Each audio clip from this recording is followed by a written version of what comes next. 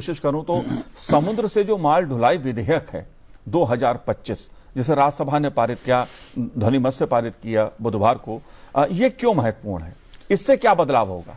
इससे मैं आपको बताना चाहता हूं कि तटीय शिपिंग के आंतरिक व्यापार का इसको एक दर्जा दिया गया है जी। इससे प्रशासनिक बाधाएं हटेंगी, परिचालन अधिक सरल होगा, निवेश और निजी भागीदारी को प्रोत्साहन मिलेगा। इससे रोजगार सृजन और बंदरगाहों की क्षमता में वृद्धि होगी। रेगुलेटरी फ्रेमवर्क जो स्पष्ट किया गया है, जिससे व्यापारिक असमंजस और मुकदमेबाजी जो पहले चलती थी, कोर्टबाजी चलती थी, वो पूरी तरह से कम हो जाएगी। ईंधन की दक्षता मैंने जो पहले बोला था, उसके ऊपर भी बहुत बड़ा हमारा फायदा होने वाला है। पर्यावरण की स्थिरता, ये देखो ग्रीन जो चीज है, बहुत मैं थोड़ी देर में आपको बताऊंगा कि पर्यावरण की भी चिंता की गई है। इसमें व्यापार और लॉजिस्टिक की लागत में कमी आई है। हमको ये भारत में माल ढुलाई की लागत अभी जीडीपी लगभग 13 to 14% है, जबकि विकसित देशों में 8% है।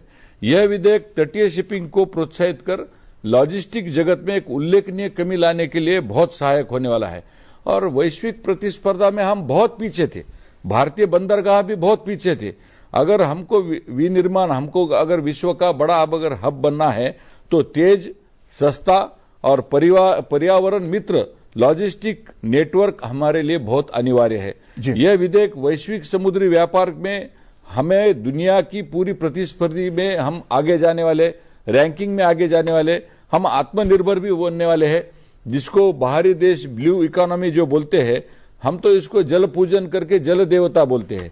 तो इसको मोदी जी के विजन के माध्यम से, ये आत्मनिर्भर भारत के माध्यम से एक बहुत बड़ी आधारशिला इसके माध्यम से होने जा रही है। और मैं बहुत सारे मुद्दों के ऊपर आपके साथ इसमें बात करना चाहता हूं, लेकिन सबसे बड़ी बात यह है कि इस व्यापार से हम पूरे विश्व में अगले कुछ दिनों में ही बहुत जल्द से जल्द बड़ी स्पर्धा पीछे डालकर, सारे देशों को हम पीछे डालकर हम आगे जाएंगे, ऐसा मुझे पूरा विश्वास लगता है। लेकिन एक माधवराव जी, सबसे बड़ा सवाल ये उभर के सामने आता है कि जिन कानूनों में बदलाव किया जा रहा है, कोई कानून इसमें 100 साल पुराना था, कोई करीब 67 साल पुराना कानून था, और उसको अब ये सरकार बदल रही है इन विधेयकों के जरिए। जी, आखिर इससे पहले भी तमाम कानूनों में बदलाव किया गया है, अंग्रेजों के समय के कानून चले आ रहे थे जी। इससे क्या नुकसान क्या हो रहा था? पूरा नुकसान हो रहा था। देखो, मैं आपको बोलता हूं कि सागरमाला की शुरुआत ये 2015 में लॉन्च हुई जी। आधुनिक पोर्ट का विकास किया गया, नौका मार्ग और लॉजिस्टिक कनेक्टिविटी का फोकस था। इसका परिणाम क्या हुआ आपको पता है जी?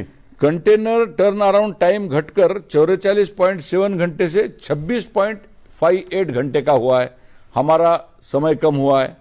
संख्याएं जो थी परियोजनाएं की, ये 802 परियोजना में हमने 5,38 लाख करोड़ जो हमने 194 पूर्ण की है, और 218 निर्माणाधीन है।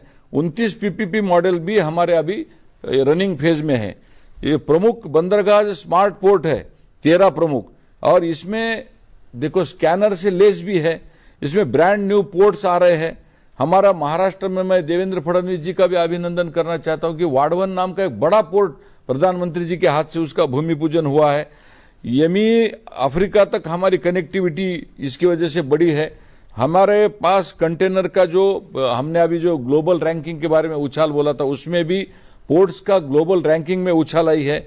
वर्ल्ड बैंक की आपको रिपोर्ट बताता हूं कि भारतीय बंदरगाह ग्लोबल टॉप में 100 में विशाखापट्टनम 19 और मुंद्रा जो है 27 पर आया है।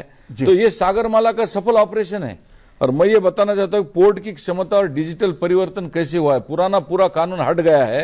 ये मॉडर्नाइजेशन में अभी 32,000 करोड़ में हमारी 98 परियोजना पूरी होने जा रही है। तो डिजिटल पहल भी हो रही है। जैसे सर ने अभी बोला है कि ये मेरीटाइम एनबीएफसी का निर्माण भी हो रहा है। और ये जो सारा चीज है, इसमें ग्रीन शिपिंग एवं जलमार्ग विकास, जो मैंने आपको पहले बोला था, ये नए नियम है। अभी हरित सागर, हरित नौका, इसमें पोर्ट्स और जहाजों को शून्य कार्बन की ओर ले जाना, ये सबसे बड़ा महत्वपूर्ण हमारा पहल है।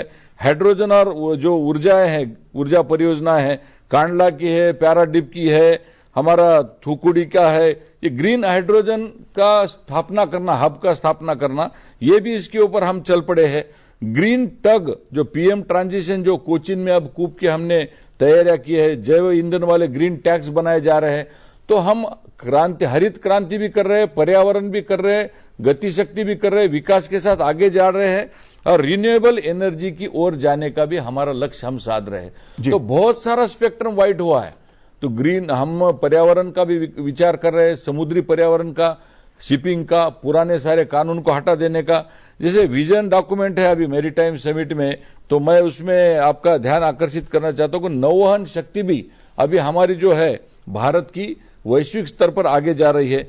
इसमें शिपिंग और मैरीटाइम के सेक्टर को हमने पूरी तरह से सारे विषयों को पीछे छोड़कर हम आधुनिक दृष्टि से ग्रीन और वैश्विक स्तर पर हम कार्यान्वित होने जा रहे हैं और समुद्री माध्यम से हम पूरे दुनिया का हम नेतृत्व करेंगे, ऐसा मुझे लगता है।